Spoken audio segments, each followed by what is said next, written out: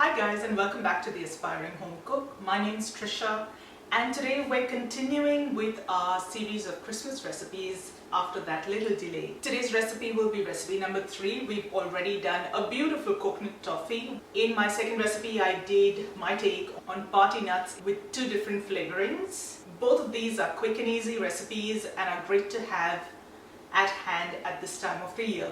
Today for recipe number 3, I'm going to show you another quick and easy recipe. This one's going to be for cheese straws. Around this time of the year, my Christmas platter is usually chock full of sweets of different types, right from traditional Goan sweets to our more modern day takes on sweets and desserts and cookies. So at least for me, it's a really nice relief to have something savory on the platter, and this breaks up all that sweetness really well. Now before we move on to the recipe, I want to take a minute to talk to you about something really important. If you've been following along, you know that yesterday I shared a little post talking about some trouble that I've been having with people attempting to steal my content, my images and things like that. I have reported these channels, these creators to YouTube, and I'm really hoping they sort this out quickly. And I don't want to do a name and shame, and I'm hoping that they will stop doing what they know for a fact is wrong. I'd also like to say thank you to all my viewers, every single one of you, and every single one of you, my subscribers. Without you, I wouldn't, and my channel wouldn't be where it is today. I need your help and your support on this one. I need it now more than I've ever needed it before. If you've enjoyed watching my videos, if you've enjoyed my recipes, if the tips and tricks and the information that I've shared with you on this channel has helped you in any way, shape or form, please take a brief moment, and if you haven't done so already, please consider subscribing to my channel. It doesn't cost anything, it is something that's totally free and doesn't take very long to do. However, that will help me continue churning out content for you on a regular basis. Now with that out of the way, let's get back to something a little more fun. Let's get back to our Christmas recipes. For today's recipe, here's what we're using. I've got 150 grams of plain all-purpose flour, 75 grams of butter. In this case, I'm using a dairy-free variant. I'm using Nuttelex. You're going to need a little bit of salt to season your pastry. I'm using chili flakes. Now this is purely optional. If you'd like a little heat through those cheese straws, you can add the chili flakes. If not, you can just leave them out. I am going to add some hot English mustard. You can use Dijon mustard, whatever mustard you have on hand will work. Again, adjust the quantity to suit your liking. And I'm going to add a little bit of cheese. This is, of course, cheese straws. Today, again, I'm going with the dairy-free variant. Pick your favorite block of cheese and use that in the recipe. You're not going to need a whole lot. And that's it. That's all you're going to need for today's recipe. Now, before we start working on the dough, go preheat your oven to 180 degrees Celsius so it's ready to go when all this is done. Now, to put this dough together, first thing, we're going to add the flour to a large mixing bowl. Into this, I'm just going to cut in little knobs of cold butter. That'll just make it easier to mix that into the flour.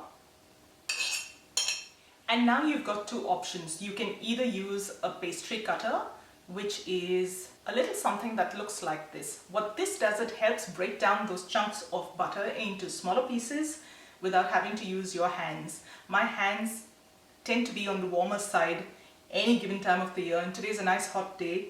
That just makes it worse. I don't want that butter to melt down too much, but I want to mix it in with the flour. You can put this entire mix of flour and the cold butter into your food processor and pulse it till everything is broken down and it starts resembling breadcrumbs. That also works really well. I'm just going to put this recipe together in a bowl because I know everyone has access to one. So start working that butter in.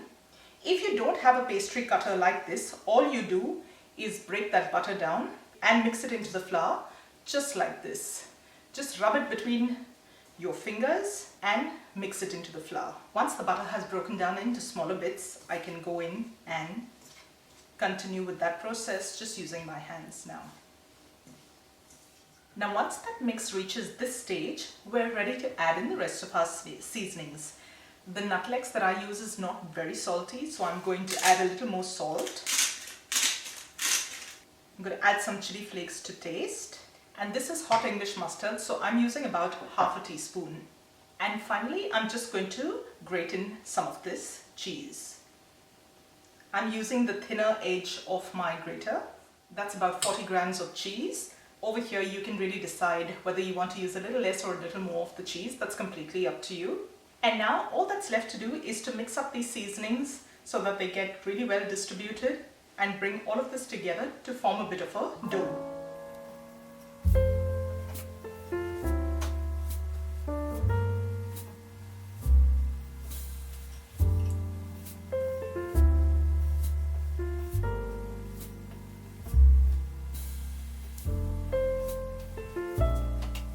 Once all the seasonings have mixed through, you're going to need a very tiny amount of cold water. This is just water from the fridge to bind this together to form a dough. I'm going to go in with about a tablespoon at a time just to help bring this all together. I probably will just need 1 or 2 tablespoons, and like you can see, it's already holding so much better.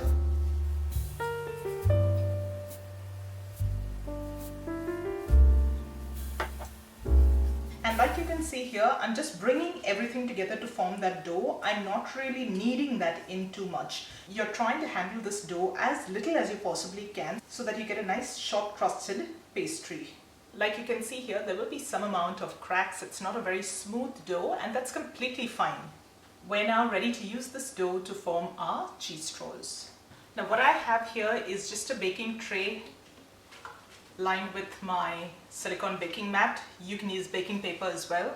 And now all I'm going to do is I've got 2 sheets of parchment paper here. Just because I don't want to use any more dry flour, this is going to prevent it from sticking to either my surface or my rolling pin.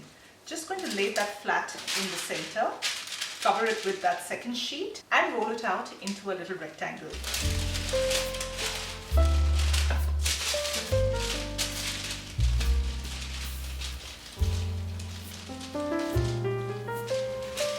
Like you can see, that just comes off really easily.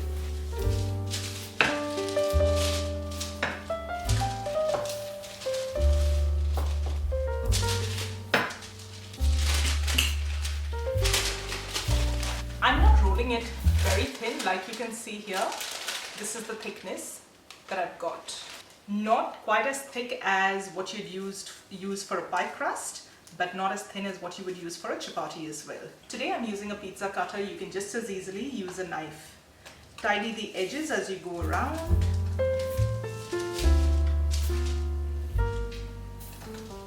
Don't get rid of those edges. You can just re-roll that and cut it out into a few more strips.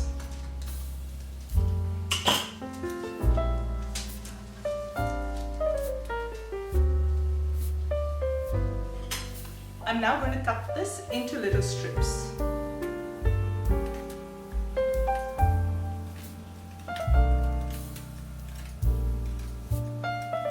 Try and keep these more or less the same thickness and the same length so that they cook up evenly once they're in the oven.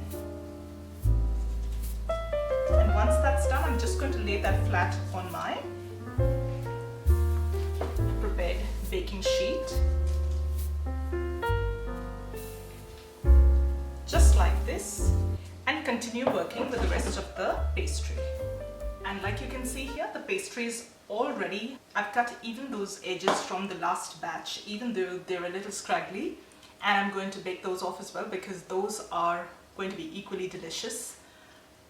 And these are ready to go into the oven. I'm just going to pop these into the oven and leave them to bake for about 12 to 15 minutes now, or until they're a nice golden brown and they're completely done. And there you go guys, these have just come out of the oven. They're too hot to handle right now, so I'm just going to let these cool down a bit before we try them out.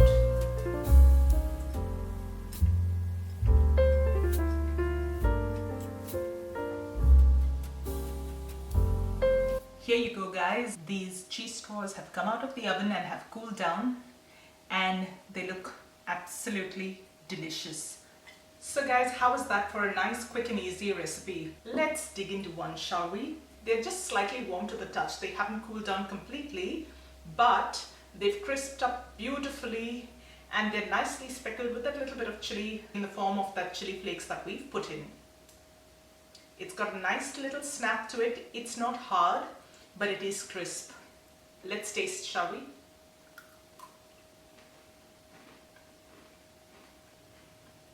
one of my favorite savory, almost cracker-like recipes. I absolutely love this any time of the year. I hope you try this recipe out. I'm sure you're going to love this too. We're going to enjoy a few of these with a nice hot cup of tea now. I hope you enjoyed today's recipe. If you did, don't forget to give this video a thumbs up and share it with family and friends that you think might enjoy it too. If you do try today's recipe, take a picture, post it on Instagram and tag me at The Aspiring Home Cook. I'd love to see what you guys come up with. Thank you so much for joining me today. I'll see you really soon with another delicious recipe. Until then, take care. Bye.